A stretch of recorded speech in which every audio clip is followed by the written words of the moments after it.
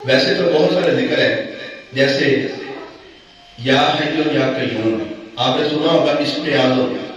اسم اعظم ایسا اسم ہوتا ہے کہ اگر کسی بندے کی زندگی کا وہ وظیفہ بن جائے تو اس کی جنت میں جانے کے لیے وہ بھی کافی ہے۔ کیوں؟ اس کی وجہ سے اس کی زندگی کے اندر برکتیں آنا شروع ہو جائیں گی۔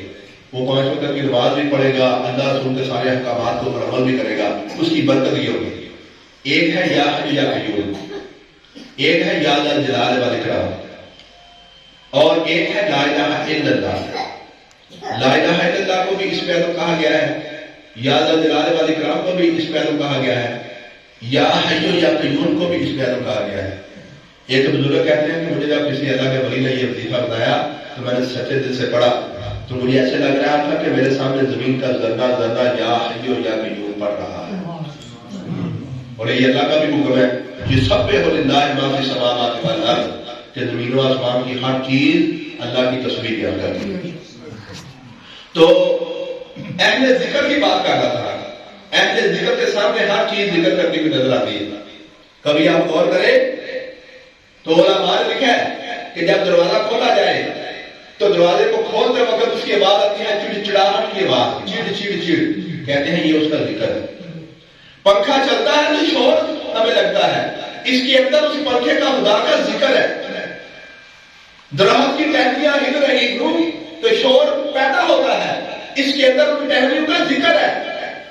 یہی وجہ ہے کہ میرے پیارے آقا علیہ الصلوۃ والسلام بخاری شریف کی حدیث ہے کہ آپ نے اپنے صحابہ کرام سے کہا کہ تازہ ٹہنی لاؤ، اور تازہ ٹہنی لے کر آئے، 2 ٹکڑے کیے، ایک ٹکڑا ایک قبر کے اوپر رکھا، دوسرا ٹکڑا دوسری قبر کے اوپر رکھ دیا۔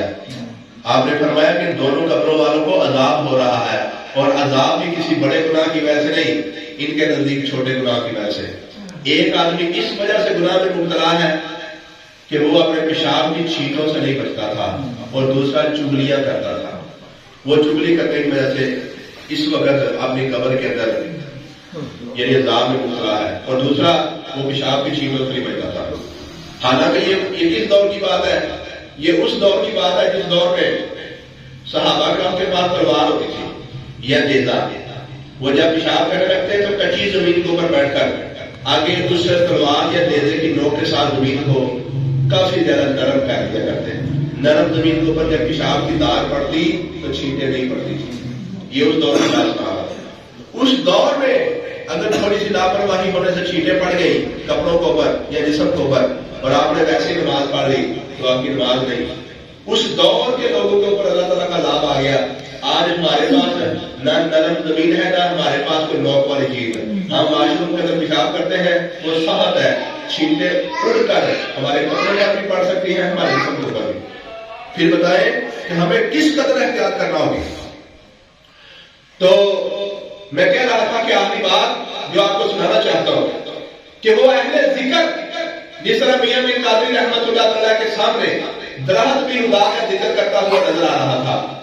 وقت کا بہت بڑا عالم ملا عبد الحکیم سیالکوٹی نوشو پاک کے زمانے میں ہوئے ہیں۔ نوشو پاک خود ہڑباری شریف سے چل کر سیالکوٹ میں جا کر یہ ملا عبد الحکیم سیالکوٹی کو ملے تھے، اور نوشو پاک کے بیٹے ملا عبد الحکیم سیالکوٹی صاحب کے شاگرد تھے۔ انہوں نے جب ہاں ظاہر کی کہ میں ملنا چاہتا ہوں کہ تمہارے باپ کو، انہوں نے بتایا، کہا تمہارے استاد بہت بڑے عالم دین ہیں، میں نہیں سمجھتا تو کوئی عالم دین چل کر میرے دروازے پر آئے، میں خود جا کر عالم دین کو مل کر آؤں گا۔ یہ علماء کی قدر صوفیہ کرام بھی کیا کرتے تھے، اور صوفیہ کرام علماء کو اپنے سے زیادہ درجہ دیا کرتے تھے۔